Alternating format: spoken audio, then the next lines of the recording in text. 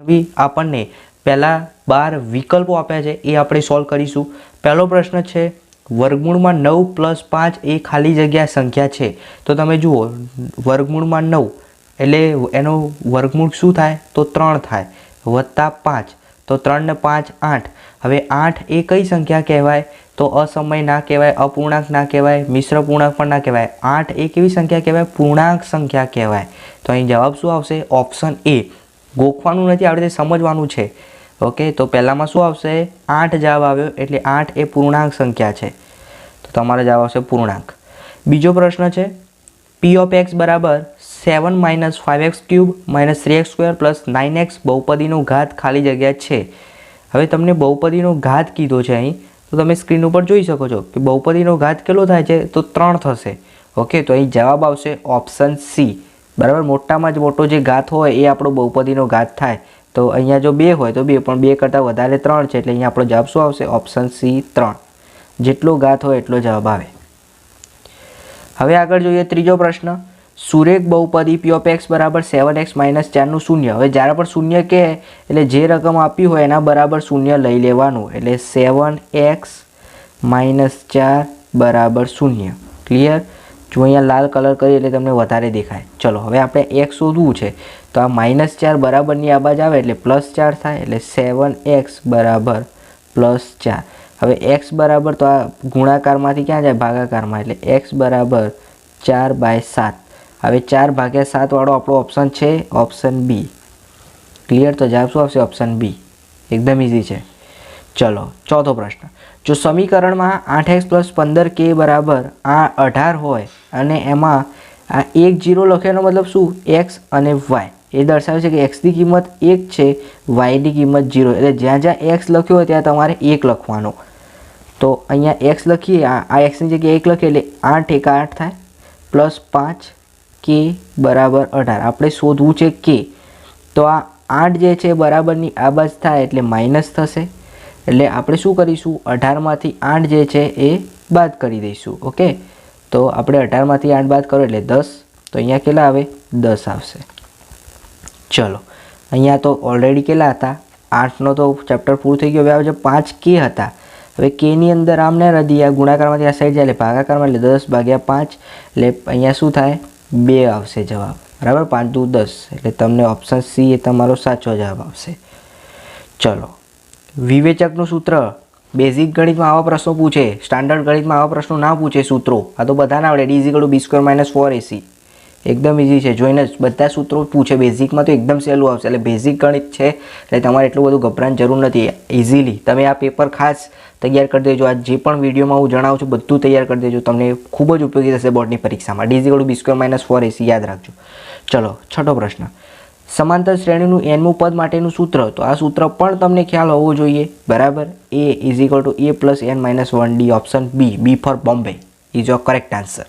Okay, હવે સાતમો પ્રશ્ન જોઈએ તો સાતમો પ્રશ્ન છે જેની અંદર a નું ઉગમ બિંદુથી અંતર આપ્યું છે। તો આપણે ઉગમ બિંદુથી અંતર શોધવાનું છે તો શું થશે વર્ગમૂળમાં a² + b² ઓપ્શન બી આવશે। ક્લિયર? ચલો નેક્સ્ટ આઠમો પ્રશ્ન sin² + cos² = 1। તો ઇઝી જ છે, સરવાળો 1 જ થાય। sin² + cos² = 1। ઓકે, લઘુચાપની લંબાઈનું સૂત્ર તો શું થશે πr(θ/180 ક્યાં છે તો ઓપ્શન એ। ક્લિયર? ચલો 5 રૂપિયાના સિક્કાનું ઘનફળ શોધવાનું સૂત્ર। હવે સિક્કો ગોળ હોય પરંતુ 5 રૂપિયાના સિક્કાનું કીધું છે માટે નળાકાર થઈ જશે, તમે આમ થપ્પી કરશો એટલે। ઓકે, આપણે નળાકારનું સૂત્ર શોધીએ તો નળાકાર માટે πr² ઓપ્શન સી। ક્લિયર?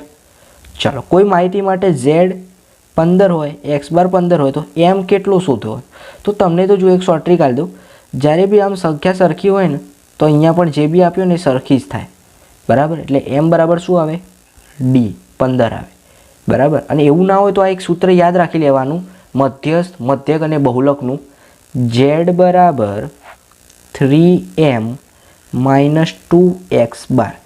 હવે અહીં તમને z કેટલો આપ્યો છે 15। ચલો m શોધવાનો છે -2 કૌંસમાં x બાર કેટલો છે એ પણ 15 એટલે 15 દુ 30 થઈ જશે।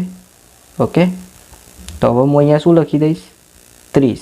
આ -30 છે, આ બાજુ આવે તો પ્લસ થાય એટલે શું થઈ જશે 45 બરાબર 3m.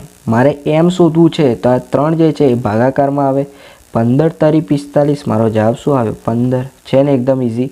આ સૂત્ર યાદ રાખજો, ફરીથી એકવાર સૂત્ર લખું છું, z બરાબર 3m - 2x બાર. આ સૂત્ર આવડશે તો પણ તમને પરીક્ષામાં ઓછામાં ઓછા 2 માર્ક્સ આવી જશે. આવા પ્રશ્નો, આના મધ્યક બહુલકના 2 પ્રશ્નો પૂછાય છે એટલે યાદ રાખજો.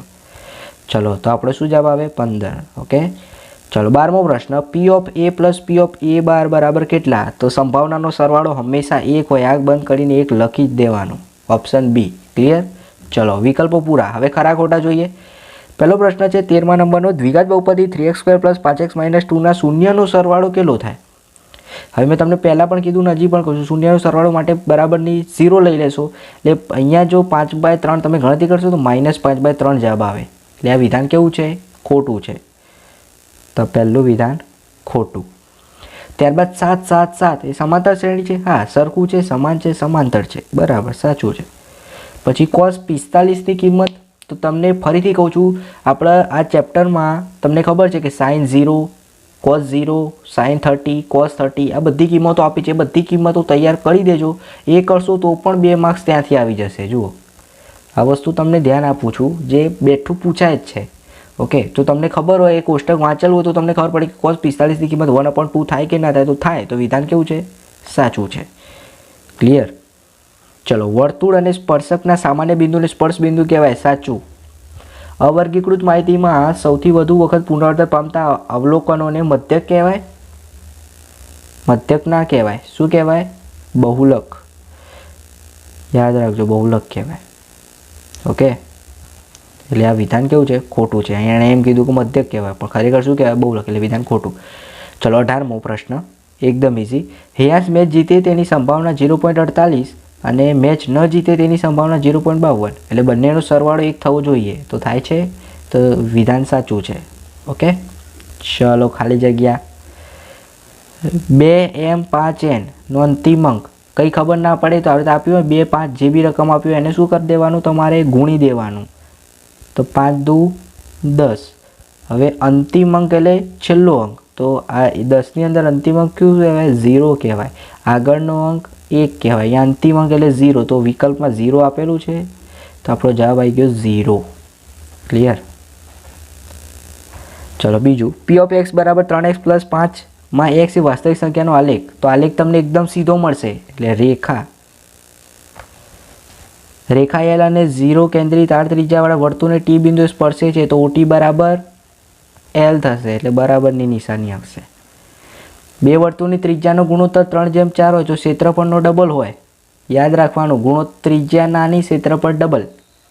ઓકે, તો અહીંયા ડબલ કરવું એટલે વર્ગ કરવાનો. 3નો વર્ગ 9, 4નો વર્ગ 16, તો 9/16 આવે. Option B 9/16. ઓકે, હવે આ તમને સૂત્ર, આ તો મેં તમને આગળ સૂત્ર કીધું એના પરથી જ છે. કયું સૂત્ર? ફરીથી લખું છું, z બરાબર 3m - 2x બાર. આના પરથી જ ખબર પડી જાય 3 આવે. શું આવશે? તો અહીં 3 આવશે. ઓકે, ચલો 24મો પ્રશ્ન, ગણિતની એક પરીક્ષામાં ઈશાનના 100માંથી 100. હવે 100માંથી 100 આવે તો એક જ વાર આવે, બરાબર. એટલે 1 બાય, પણ એકલું એક ના આવે, 1/101. ઓકે, તો ઓપ્શન એ આવશે 1/101. આ ખાસ યાદ રાખજો, આ પ્રશ્ન તમારી પરીક્ષામાં આવવાના ચાન્સીસ પૂરેપૂરા છે. બેઝિક ગણિત તો પહેલી વાર પેપર આવે છે, એટલે આ એકદમ ઇઝી ક્વેશ્ચન હશે. ઓકે, આ ખાસ યાદ રાખજો. ચલો હવે વિભાગ બી. વિદ્યાર્થી મિત્રો, વિભાગ બી તો આ પહેલું તો તમને આવડે જ. મેં કીધું શૂન્ય શોધો એટલે આની બરાબર શૂન્ય લઈ લેવાનું અને એના આધારે x બરાબર બે જવાબો મળશે, એક પ્લસ અને એક માઇનસ, એ રીતે. બરાબર. તો આ અહીં તમને ટોટલ પ્રશ્નો પૂછવામાં આવશે, એમાંથી તમારે કોઈ પણ 10 જ પ્રશ્નોના, એટલે તમને જે ઈચ્છા હોય એમાંથી કોઈ પણ 10 પ્રશ્નો લખવાના. બધા આપેલા છે, એમાંથી ગમે તે 10 લખો એટલે ટોટલ એક પ્રશ્નના 2 માર્ક્સ, એટલે ટોટલ 20 માર્ક્સ તમને અહીં મળશે. ઓકે, તમે આનો પ્રયત્ન કરજો. ચોપડીમાં પણ આના જવાબો આપેલા છે, ચોપડીના જેવા જ દાખલા છે. તમારે જો આના જવાબો જોતા હોય તો ખાસ મને કમેન્ટ કરજો. વિભાગ સીની અંદરના પણ પ્રશ્નો તમે જોઈ શકો છો. અહીં 3 ગુણના પ્રશ્નો છે. ઓકે, આજના વિડીયોમાં આપણે વિભાગ એ સુધીનું સંપૂર્ણ સોલ્યુશન જોયું. વિભાગ સી અને ડીનું સોલ્યુશન જોઈતું હોય તો તમે ચેનલને સબસ્ક્રાઈબ કરો, કમેન્ટ કરો તો તમને તરત જ વિડીયો સોલ્યુશન મળી જશે.